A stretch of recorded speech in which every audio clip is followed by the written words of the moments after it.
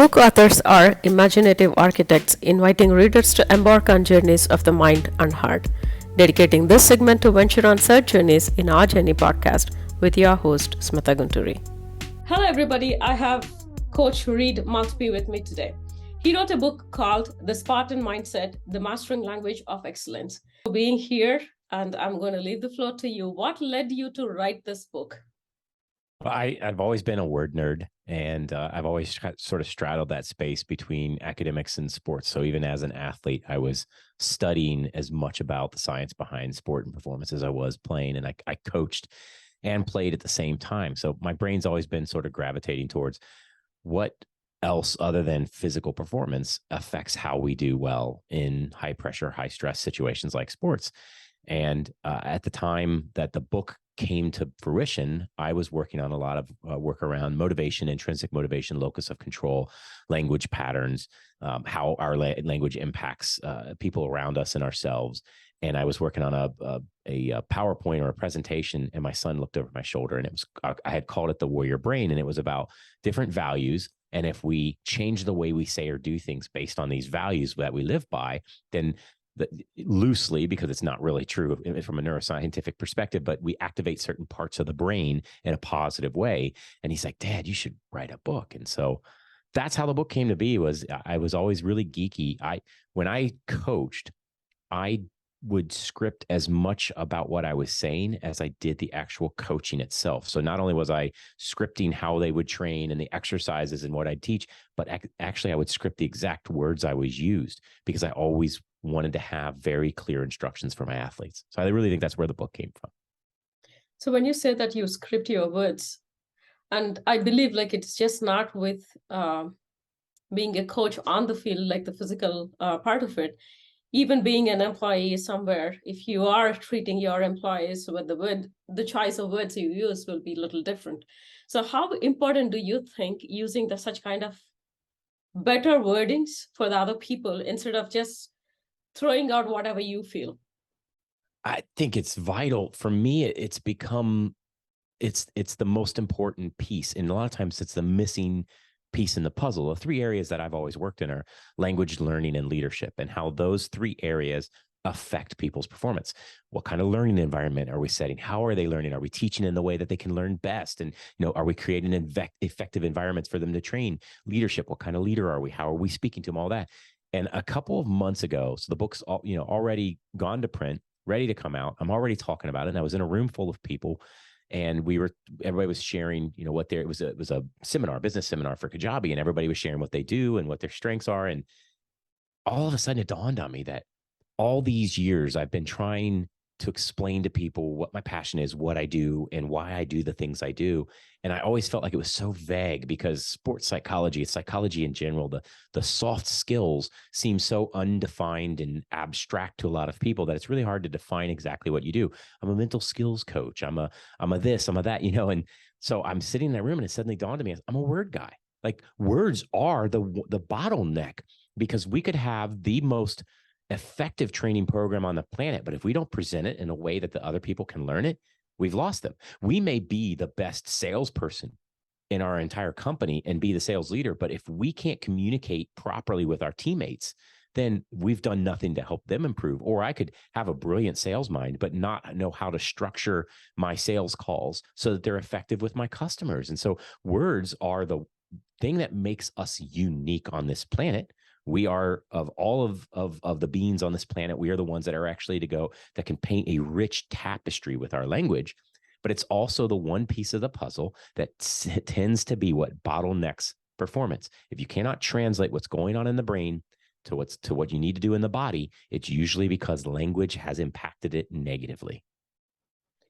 It's not easy to find better words all the situations, in all the situations, all the time that you also get angry, or like you also have frustrations. How do you actually control your language, or like what would be your advice for others to like how to control that whole situation? So we talk about two things with our kids. We used to always talk about choosing to respond versus reacting. And usually in situations when emotions ran high, reaction is an instinctual reflex, sort of a knee-jerk move where you do it without thinking it through and you do it without processing in the brain. So typically the reaction comes from the base of the brain in the amygdala and stem area, so the fear center. And so we react to either fight, to run, or to freeze. And so what we teach our children is that we wanted to get away from the instinctual reactions. We didn't want to use the base of our brain. We wanted to use the logic center, which is the frontal lobe that wraps and covers everything up. We wanted to stay in logic center. So to do that, we always told them, you got to take a pause. When situations happen, it's okay to have those emotions. It's okay to feel those emotions. Those emotions don't define you. And what's happening doesn't define you. What will define you is how you respond. So take a moment, choose to be analytical and respond rather than react, and use the processing part of your brain. The other thing that we talk about a lot is, and then I used to work with my athletes a lot on too, is the river of emotions. Emotions are a constant flowing river, just like the thoughts, because thoughts typically generate emotions. So if we've got this constant stream in our brain of feelings happening, a lot of times we choose to either ignore them and suppress them and don't acknowledge them, which means they just get worse. But when we're in a situation where emotions are running high, that stream has now become this full-fledged flooding river. It's a flash flood. It's taking debris with it. It's lapping up over the shoreline, and we're standing on the shore watching it go by. Typically what happens is a person will feel that very strong emotion go by and say, oh, I'm angry, and jump in the water with it. Now you're being pulled down river, drowning in this anger, and it's really hard to control yourself and the situation. So we always talked about, you can acknowledge that river of emotions that goes by. Don't ignore them. Say, I'm angry. There goes anger. There goes sadness. There goes frustration. There goes annoyance. They're going right by me. Acknowledge they exist. Acknowledge they went through your brain, but don't let them define you in that moment. And don't jump into the river. Stay on the shore and stay in control, where you can manage the situation. You can't manage it when you're in it. You can only manage it when you're outside of it, looking at it, acknowledging it, naming it, and then choosing to take a different course of action. Let's just say if somebody is responding that way to me, how should I feel? Like, I mean, as you mentioned, like, that doesn't define you. When you are saying the words, yes, that doesn't define you. But for a person like me who is on the receiving end, that is all I'm hearing. And if that is like a continuous thing that I'm hearing from different people, or like even from the same person, how do you suggest, or like what do you suggest for me how to take that kind of situation?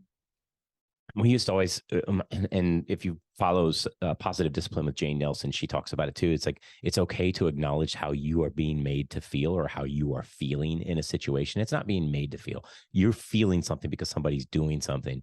And so we used to always talk, it's okay to say, that hurts my feelings. I feel this way when you do that, so that that person understands the impact they have on you. It's very difficult in those situations to have empathy. But that's the other one that we used to try to teach our children, is that when somebody's doing something, a lot of times it comes from misdirected or misunderstood feelings that then turn into some kind of reaction situation. So a person may be yelling and they may be screaming at you, and you're in a coffee shop because they've had the world's worst day. Everything's gone wrong for them. 30 things have happened to them. They walked into that coffee shop, you bumped into them and spilled their drink, and they took everything out on you. And it's really tough in that moment. But a lot of times, if we can model for other people these behaviors, they can calm down. The last thing I want to do is get in that person's face, because that's going to raise his emotions. So just as when I was coaching my kids, if I was emotional, they were. So when that thing is happening, can I step back? And it's really difficult. Trust me, I know it's difficult, because I've been, can I step back and say, oh, I'm so sorry. It appears you're having a rough day. It appears you're very angry with me, and from there's a chance for them to stop and go, oh, I am angry. And it may not have anything to do with this person. Like, the last thing we want to do is meet negative emotions with negative emotions, which we're seeing a lot right now these days in our society. The stress levels are running very high. The best thing we can do, and it's really difficult, is for some of us to start to be the models of, let's take a step back. Let's acknowledge somebody's having a bad day. I have no idea what they're going through, but I can have some empathy that whatever it is, it caused it to boil over in this minute. It's unfortunate. I'm the receiver of this. Can I diffuse the situation? And then, of course, we always tell our kids, there's nothing wrong with you standing up for yourselves. There's nothing wrong with you standing up for yourself when somebody is hurtful towards you. and walking away from the situation. Absolutely. In your TEDx talk, you were mentioning that your wife suggested you something like saying it's not about the game. They need more than what the game is all about. So how do you actually like help your students when you are coaching through, if it is not the actual game? How do you change their psychology? Let's just say I'm at a place like whatever might be happening in my home, and I'm like at a very low self-esteem, or like, yeah, at my lowest moments. How do you actually like, yeah, get through me for me to actually perform holistically in a better place? Sure. So the first thing from a coaching perspective I learned about midway through my career was that there was so much more beyond the game, and that I was potentially never going to produce a professional athlete or win a major championship with the teams I coached. So if that's the case, then why am I here, and why is youth sports existing? It has to be for something more. So I always looked at my athletes and said, what can I do for you to help you be an amazing human being beyond the game? How can I pour into you and draw out of you what you need to create, the skills and the life skills and the values and the mentorship and all the other pieces of the puzzle to make you whole, so that you can go on and be excellent when the game ends, so that you go on and be a great human being. That's what sports should be.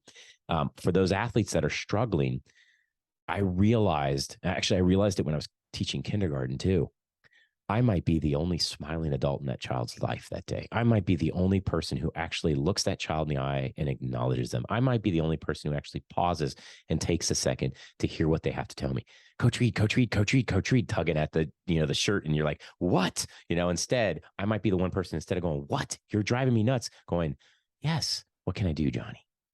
What do you want to tell me? What do you want to share with me? Like, the last thing I wanted to be was a child's last coach or teacher, the one that drove them away from the sport, or the one person that disappointed them the final time.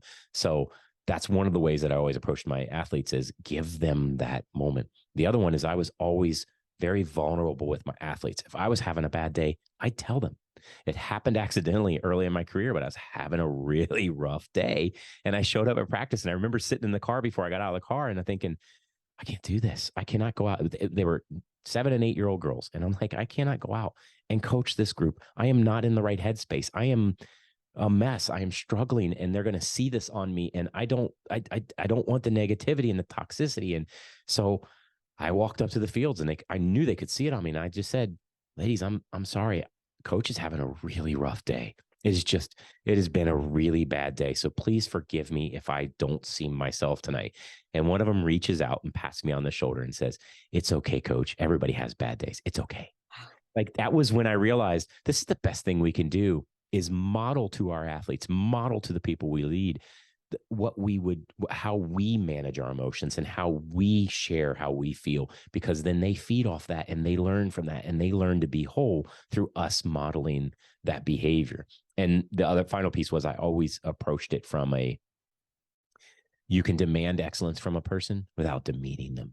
Like, you catch more flies with honey sort of mentality, that I can demand and hold my athletes and the people I worked with accountable, no matter what age they are. And I can support them in that journey, and I can make them tough, quote unquote, but I can do it in a kind and loving way, so that they know I care about them. I can build trust with them. They know I respect them, and they know that everything I do is out of the goodness of my heart for them. And you do that. And again, you could be one of 30 adults in their lives that doing that, but you might be the only one that day who actually gave them that opportunity. And that helps make kids whole. Frederick Douglass said, it's easier to build strong children than it is to repair broken adults. And that's the last thing I ever wanted, was a broken adult after my coaching. Let's just say the same scenario. Talking with kids is a little bit easier, is what I believe, than to talk with the adult employees around. Let's just say your leader, I don't know how many leaders are really like have the kind of a mindset to help their subordinates, asking like how is their day, or like what they are going through. What do you suggest for the leaders, how to acknowledge the team that they are maintaining? Not everybody will be in the same mood or anything like that.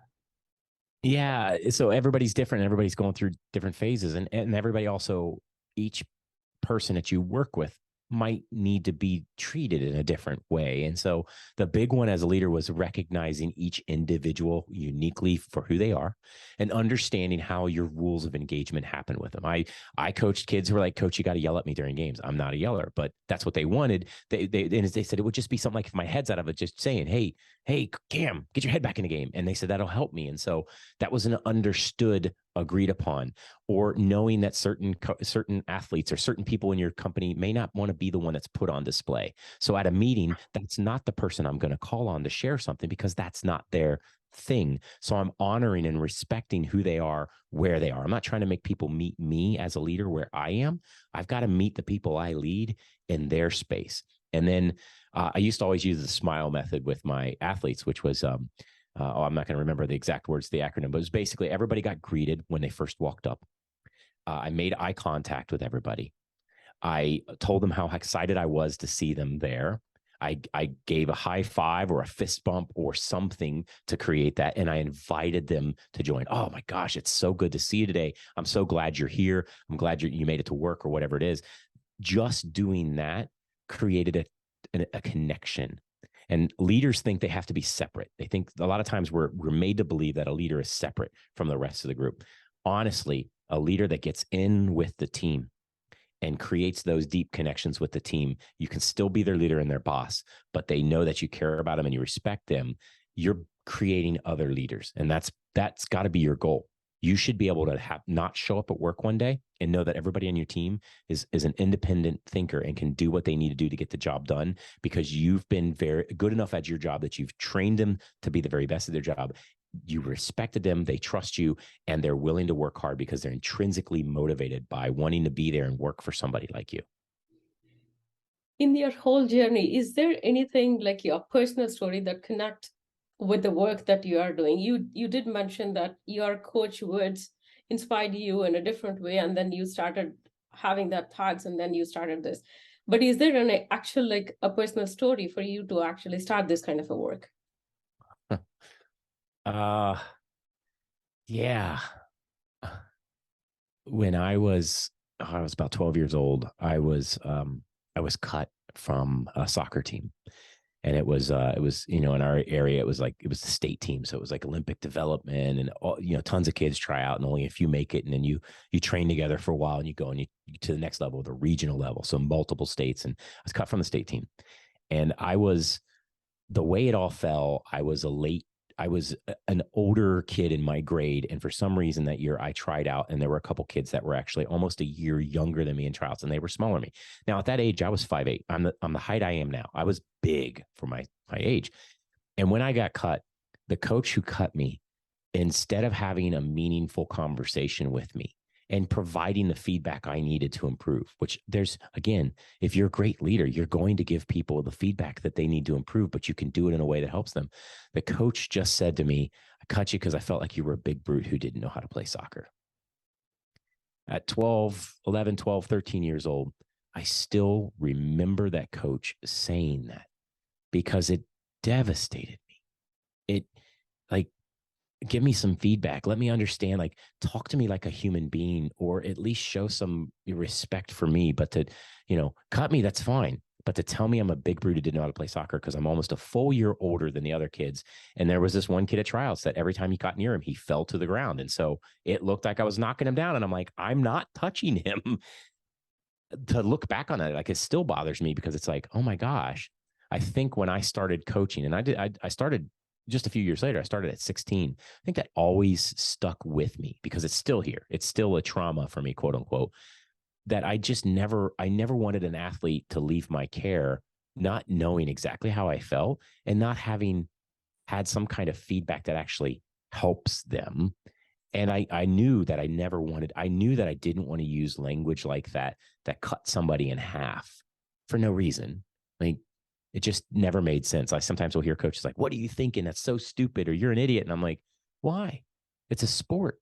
Like, why do you have to speak to them that way? No, I get results. Yeah, so do I. And I've never spoken to my athletes that way. Or I'm sorry, I'm an old school coach like John Wooden, because John Wooden was not like that, So I think that was probably a seminal moment in my career that made me say, there's another way that we can, and I was very young at the time, obviously, but there's another way that we can talk to people in performance situations and still get excellence out of them. And it's not that way.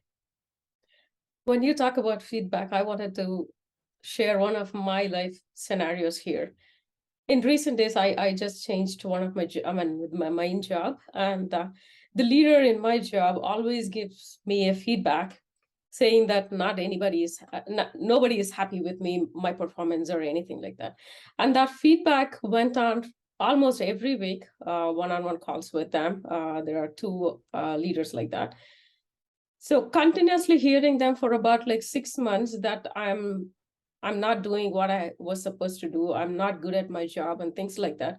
And then it brought me to a point where I told them, like, I have 22 years of experience in IT field that I'm working in right now. So I stood up to my one of my leaders and I told them, like, hey, I've been hearing the same kind of feedback from all these months. Not even a single time you told me like what I need to change. Now, neither you actually like told me like, yeah, this is what you are failing at, or this is what the feedback that you are hearing. Instead, you're always coming back to me saying like, I'm not doing my job. Not even a proper scenario for what I'm not doing my job. For my 22 years of life, I never heard any feedbacks like this continuously that I'm hearing from past 6 months. So for such kind of scenarios, what would you actually suggest a person like me instead of the leader? Because they are doing the same thing again and again without, even though I asked, like, yeah, what is the actual scenario that you are thinking I need to improve? Like, what areas that you think I need to improve? They holistically gave me a scenario like, you have to improve on everything, your communication skills, you are that, you are this. That is my whole job description. So you are telling me that I'm unfit for this job? You are the one who interviewed me and hired me for this job. If you think so, I'm not, then where am I going to go?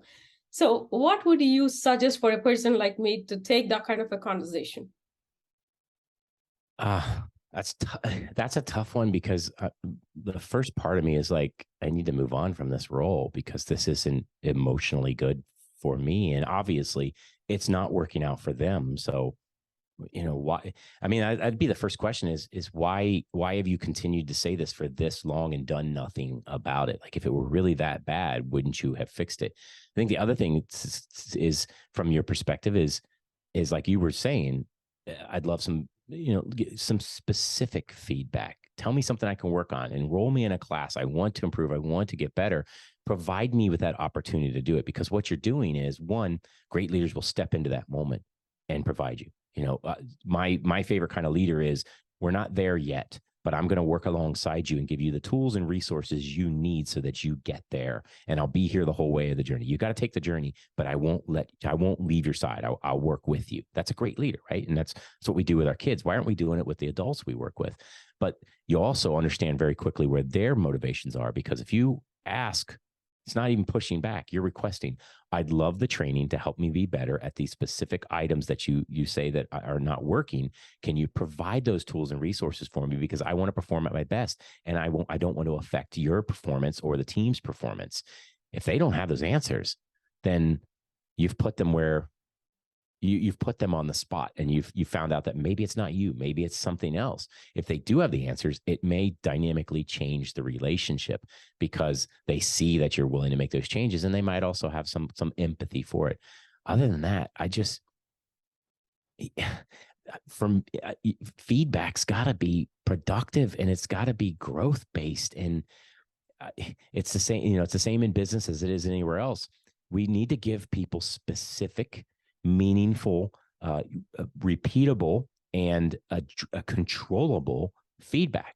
Like, tell somebody exactly, this is what's not working. This is how it could work. If you did this, here's some opportunities to find growth so that you can do that. That's got to be feedback. It's the same thing as like praise and encouragement. You can't just say good job to people. Good job at what? So if somebody's doing a bad job at what?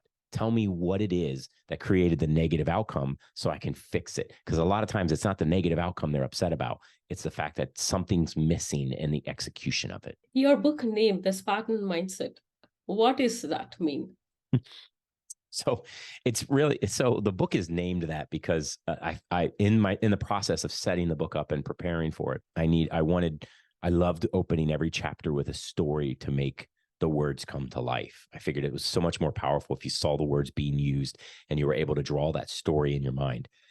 And I came across two stories about the Spartans that I thought had to be in the book. So one is the opening story and one is the closing story. And so when we were going to print, we were trying to come up with a great title, and I had every word matters and, if neither. And we came upon, well, it's about the Spartans, so we should probably call it Spartan something. And then mindset just made sense because that's really what it is the structure. So that's where the name came from. But the Spartan mindset for me is this ability, an ethos, a way of speaking to yourself and others, and a way of managing your emotions within high stress, high performance situations that you can perform at your very best. Now, performing at my very best doesn't mean I'm excellent all the time. It doesn't mean that I'm winning all the time or dominating or conquering or any of that. What it means is in that moment with the tools, resources, and opportunities I had, I did the very best I possibly could at my potential. Tomorrow I may be better. Tomorrow I may have different tools. Tomorrow I may be in a better headspace, but I showed up and competed. So the Spartan mindset has to do with competition, competing at your very best, using the tools and resources you have, adaptability. Sometimes you're in cruddy situations and there's no way to bounce back from them because the Spartan mindset is also resilience. Learning to bounce back and realize that falling down is part of the process. If a child can learn to walk and never once throw their arms up and say, I quit, I'm never trying this again, none of us would walk then. But we see people walking every day because at some point in time, they fell and got up and fell and got up and fell and got up. That's how the Spartan mindset is. Everything we do, we fall down. It's just part of the process. It's how you learn. It also means that sometimes you're in a really bad situation and there is no bouncing back from it. You've got to gut it out and get through it. So you adapt and you become better through it. Just earlier today, I was telling someone to use the concept of when you boil potatoes, they soften. When you boil eggs, they harden. So the water changes the potato materially and it changes the egg materially. But when you boil coffee, the water changes. So coffee beans are that Spartan mindset resilience that sometimes you're in a bad situation and things just really suck, but you're not going to let it change you. You're going to change the world around you. You're going to continue to show up every day. And it's also innovative. Like sometimes they're just situations, adversities, obstacles that we approach in our lives that we just don't need to approach. So we find a way around them. I can't go through it. I can't go over it. I'll dig under it. What was the motivating factor for your book? Like while you're writing the book, for you to keep going, to complete it and to publish it, what was the motivating factor for it? A voice. For many years, my wife, as you brought her up earlier, she's always been my biggest fan and my biggest accountability partner. And she's always been a cheerleader.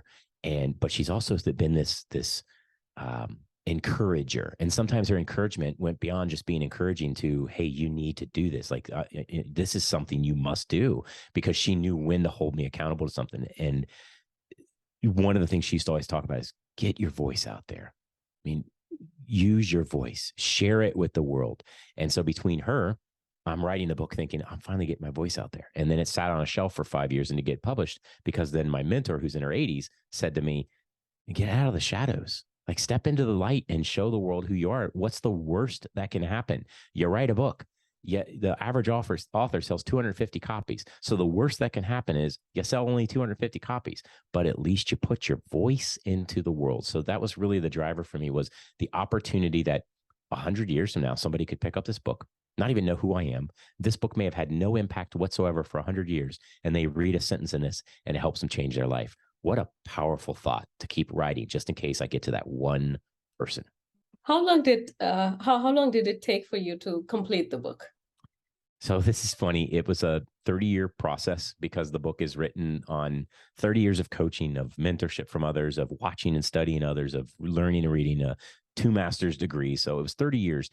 I wrote it in a month. I was challenged by my son to exercise that writing muscle every day for a month. So I mapped out the book. I probably took a month or 2 just to map out the chapters. Like I was very precise. I mapped it out like you would a research paper. And then, but when I went to write, everything was ready for me to write. It was just a matter of sitting down and putting more words behind the concepts that I wanted to talk about and the stories I wanted to tell and the science I'd brought to the table. And that process was coming at the end of every day. I would write for what the goal was 1,000 words. So I'd put focus on, and I'd put music on, and I'd open up my writing software, and I'd pick a chapter and I'd run with it. And I'd have my bullet points and my notes there. And I would run brain to fingers to keyboard to page. And you can't just always stop at 1,000 words. So most days I ended up writing entire chapters at a time. And so I did it. Yeah, it was about 30 days. I wrote 40,000 words, and then it took me 5 years to publish it. So that's the time frame. 5 years to publish it, but you wrote it faster than the publishing. Yes. And that's because after I wrote it, imposter syndrome set in, and I thought, oh man, I can't publish this. And, and I couldn't find a publisher to pick it up. I actually couldn't find any agents who would even give me a sniff, let alone, publishers. I couldn't, I didn't have the cash flow really, because I knew that even with a publisher, it was going to require some money. So I didn't have the free cash at the time. Life got in the way. I made every excuse I could. And then again, my mentor was like, stop hiding in the shadows and get it published. It's now or never, buddy. She's 80 something and has published 20 some books. And she kept saying, I started in my 40s. You're only 49. At the time I was 48. It's not too late. Start now. So finally did after 5 years. What technology stack you use to write the book? Scrivener is the name of the software. It's SCRIV as in Victor, ENER. I learned about it from Tim Ferriss. Big fan of Tim's, read all of his books, and it was one he suggested he writes. What's nice about it is you can put all of your research in there. So you can dump PDFs and other files and pictures and stuff in there and have them up on the screen alongside your writing space. And then it's got this focus feature where it blacks out the rest of the screen except for what you're writing. And you can map it out chapter by chapter, and it will compile it for you. So it does all the work once I'm done writing. It made it real easy for me. Having your day job, how do you manage your time with writing and everything around? So when I wrote the book, my day job was really writing and speaking and doing webinars and podcasts, hosting podcasts and being on podcasts. So I was doing a lot more of that at the time. So that was just a natural part of it. Now, and then for a while, I was in the nonprofit world running a homeless youth nonprofit here in San Diego. I didn't have as much time to write. I was writing a lot of grants and a lot of government documents and a lot of policy and doing that, but I wasn't exercising that creative writing muscle. Now I'm the executive director of the Intercollegiate Sailing Association here in the States. And so one of the things that we wanted was to have an expert at the helm, somebody that was seen as an expert in the field. So me doing this lends to the credibility of the organization, but I block out my time. I set aside time where it's time for me to write. And typically I get super motivated late at night or early, usually late at night or right at the start of the day. I might be able to knock out something. But I use the writing as a rest period. So when I've had a day where I've been in Zoom calls and doing and working with sponsors or even traveling to regattas, and I'm whipped, and it's just one of those days where I'm overwhelmed because I'm an introvert. So when I spend my day around people and I need that break, writing is my break. It's like working out or taking a walk. I will find a quiet spot, open up my computer, and go into my own world. And sort of like my favorite thing is to go to a crowded place, like a coffee shop. I love coffee shops for this reason. The more crowded, the better. If I can get a nice little seat in the corner, I love being in the corner, and put my headphones in so I can't hear a word. And I'm feeding off of all their energy, but I don't have to be a part of their worlds. I'm writing. And that's usually where I try to carve out my time is, those breaks. Now that you have seen such a career, life, and everything, what was one best advice and the worst advice related to mental health that you have got? The best, I'm sorry, say that again. The worst and best advice. Oh, let's see. Worst advice. Growing up in the 80s and being a Gen Xer, the worst advice would have been, the whole slap some dirt on it, get back in the game mentality. Like, you're a boy, you're tough, you can take it. Like I heard that growing up my entire life. Like, boys don't show emotion, boys don't cry, and toughen up, kid. And, my brother used to always tease me, because the phrase was, suck it up, and that was the worst advice I ever got. And entire generations were told that. And I was on a call today actually with a group of men doing a heroic father call for a guy here in San Diego named Luke Jensen. And one of the guys on the call said, yeah, we're men. We're told we're not supposed to cry. We're not supposed to be vulnerable. We're not supposed to feel emotions. He's like, and I'm tamping these emotions down and they're driving me nuts. And it's like, yeah. So the worst advice I ever got was, don't have emotion. No, have emotion. Learn to acknowledge it, to see it, to name it, to control it, to manage it, to live with that emotion. Don't let it define you. The best advice I ever got was probably would have been, from mental health perspective, probably my wife. She's the rock star. There was a period of time where I was taking everything. I take everything personal, no matter what. Personally, no matter what. But I was at the time taking some things extremely personal. I was really letting things get in my head, and it was online. And I wrote a blog or something, and I don't know, a couple people were like, oh, this is great, I love it. And one guy's like, this is blah, blah, blah. There was one person in the comment section who decided to troll me and say something nasty. And I spent several days like, I can't believe he said that. And my wife is finally like, you're going to let one person rule. You're going to let one person of the hundreds and hundreds of people who like what you do or who care about you. She's like, you're going to let one person you don't even know. It's a it's words on a computer. You can't even put a face to it. You're going to let an inanimate object ruin your day when you've got people like me all around you who love you to death. Like, seriously? And it was a wake up call. It's like, oh my goodness, you're right. I got all these people who believe in me and love me, and I'm ignoring them and acting like they don't matter. And like some random Joe on the other side of the country, sitting, in a coffee shop, deciding to be a jerk, writes a nasty comment, and I let him ruin my day. My wife is right. So true, so true. What is that one advice you can give to everybody, if everybody can follow it? Yes, this is my favorite piece. I came up with it a couple of weeks ago, and I've been using it like crazy because I was lifting with my son when the thought occurred to me, and I wrote it on our whiteboard outside of our gym. Speak loudly, people will hear you. Speak intelligently or speak knowledgeably, and people will listen to you. But speak lovingly, and they'll follow you. So if we really want to make an impact in the world, we have to start leading with love, and we have to speak to people in a way that we'd want to be spoken to.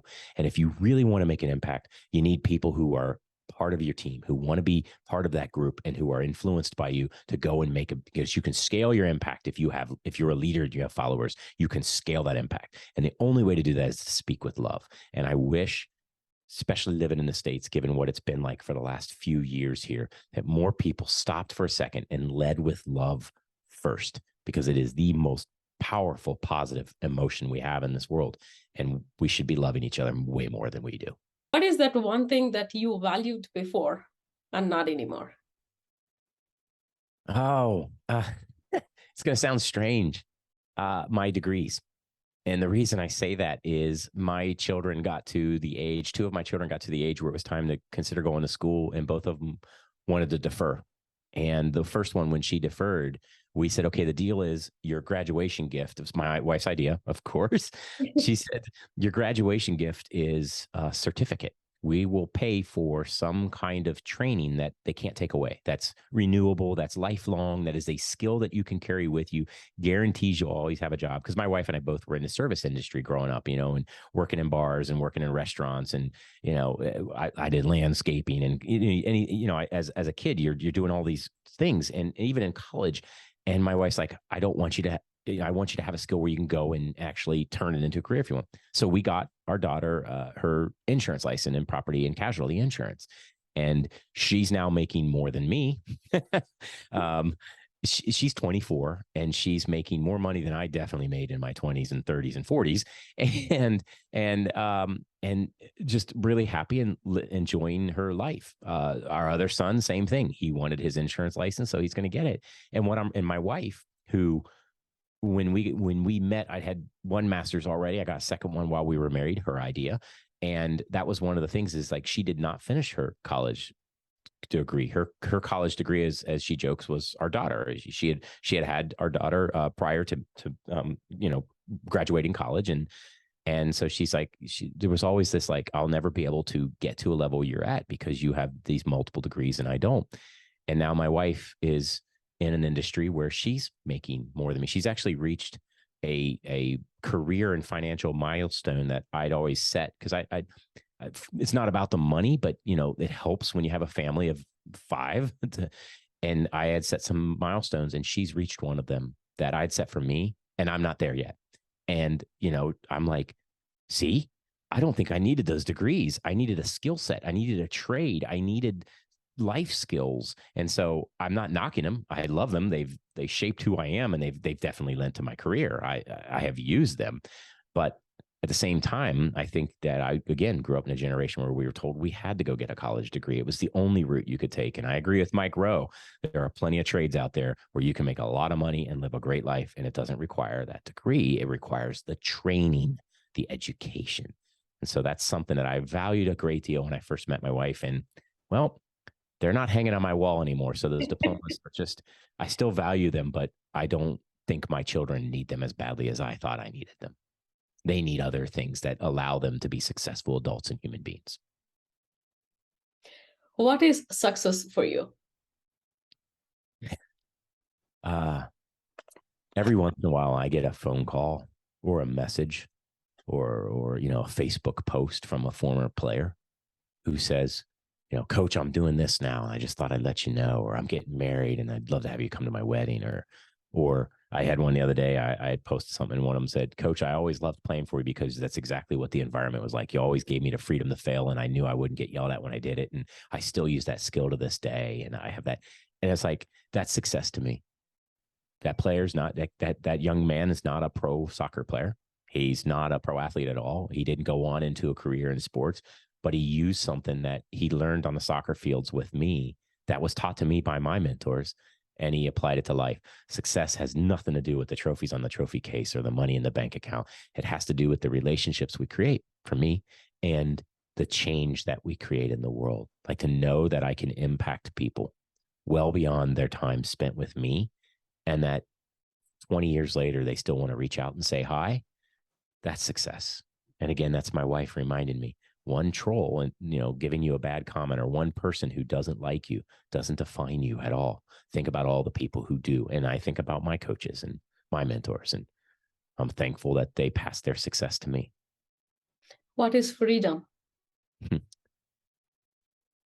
Freedom is that ability to understand and know the consequences and the outcomes that are there, to understand and know the emotions that may be involved in situations and the ripple effect it'll have on the people around you, but still having that ability, that space and opportunity to take risks and do what you want to do. So for me, for instance, to define it from a performance perspective, freedom is to be able to step into that performance space and know that there could be negative consequences and you could lose, but you still have there are no consequences so bad that you don't take the risk and try.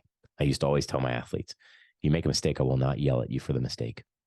We will figure out what it is and we will move on. That's freedom. That's freedom. Like, a lot of us live in fear every day of making mistakes and being punished for them. Freedom is knowing that there's no punishment. That's how we unfold our wings and learn to fly. Awesome. Awesome. What is fulfillment? It goes back to knowing that just even some small thing that we can do as a person can change somebody else's life for the better.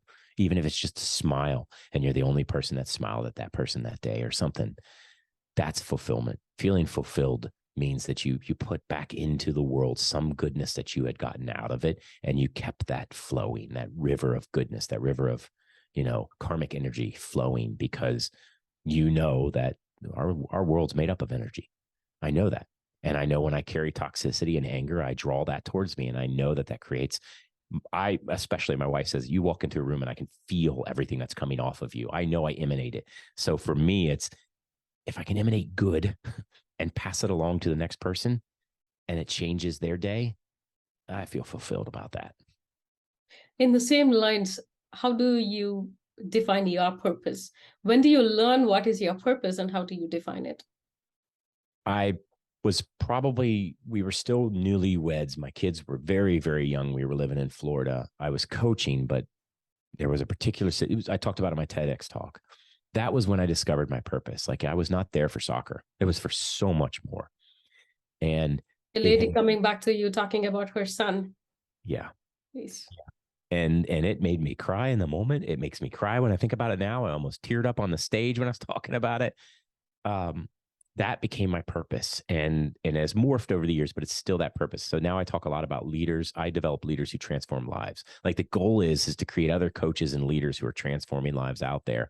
And then it's morphed just a little bit more, but it still has to do with it, into this personal excellence piece. Every human being has a right to to discover and chase their own excellence. And we have no idea what their excellence is. It may not be on a sporting field. It may not be in a sales role. It may not be, but every person brings to this world a magic. And so my purpose is to give people that space and the resources and opportunity to figure out what that excellence is and then go and chase it. And you can, and the beauty of excellence is you can chase it every day. Every day you can wake up and chase it. And every day you can be a little bit better. And some days you're going to have bad days, but that's okay. Tomorrow, and excellence is a very personal, individual thing. It has nothing to do with being the best swimmer in the world. It being your very best in that moment. And if that's your excellence, go for it. What is gratitude to you? It's so funny. That was a value word at one of the clubs I worked at, and we developed these habits of excellence. Where when you ask a 5-year-old what gratitude is, they have no clue. So we had to attach it to these habits that they understood and could say, "Oh, that's what it is." And so we always tell them, gratitude is thanking the people who brought you to the game and the referees. So for me, it's almost morphed into it's this knowing and understanding the people around me who have influenced my life positively, and acknowledging that I didn't get to where I am alone. And of course, knowing that they poured into me with love. That's the gratitude. I don't always tell them that, but there are a lot of people out there. And if you look at my book, you will see my acknowledgments. Somebody teased me, it's the world's longest acknowledgments. I'm grateful for a lot of people who poured into me in my lifetime. What is forgiveness? Forgiveness is for us, not for them. I read that. I wish I could remember who said it. But forgiveness has nothing to do with them. So forgiveness is letting go of that negative, the poison that you're holding in your heart and your head, and moving on. Doesn't mean you forget what they did. Doesn't mean that they're okay in your book, but it's letting go of that ball of toxicity that is taking up space in your world and shouldn't be. And that took me a long time to figure out. 2019, I had a rough go. There were some people that I did not want to forgive for things. And it took a lot of realizing that 2019 was bad on me and was almost lethal. I mean, I was health-wise and emotional health-wise and everything like that. And it was all me. Like forgiveness was going, who cares? I'm moving on from that. Like, you do you. I'm letting the poison go now. When you're hurt so much, and as you mentioned, you are not going to forget about the situation, how do you let it go when it is hurting you, or like when it has impacted you in a bigger way, that everything changed around you, all the dynamics might have changed around you as a person, you were changed? For such kind of scenarios, how do you let it go? So this is a personal question from my end, actually. it's funny, it was years, this didn't have to do with 2019, but years and years and years back, I was talking with somebody, and there was a situation at a club I was at, and I was struggling with some behaviors and some decisions, and the person from the club, I kept getting dismissed, and oh, here comes the whiner coach. And, I was not appreciated for the fact that I didn't agree with coaching styles and behaviors, and felt like I was bringing science to the table and nobody wanted to listen. And the leader of the club, I can remember the leader of the club saying, you're constantly. And I wasn't always complaining. I was trying to provide advice too, but he's like, and I'm just worried because you're constantly reaching out to me about this stuff. And I told him, I said, the day I stop talking to you is the day you should really worry. And so for me, that's one of the big ones. Is I don't know. I'm antisocial in general. Like I don't do well. So what do they call it? I'm a forget type of person, like out of sight, out of mind. I have best friends, and if I don't see them regularly, I won't text them for a couple of weeks or call them, because that's how I am. I'm out of sight, out of mind. But there are people who I have just stopped completely talking to. And that's one of the easiest ways for me to move on. Is I don't have to forget what they did to me, but they don't have to be a part of my life. They're not part of my circle, and they're certainly not getting the pleasure of my energy and time anymore.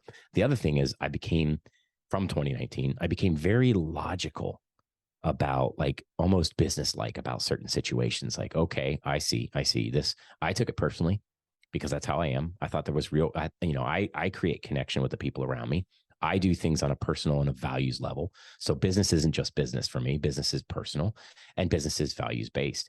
But if somebody doesn't do it that way and tries to get me to bend my values for them and then punishes me for not changing my values, and for me, then I approach it from a very logical position, which I've done.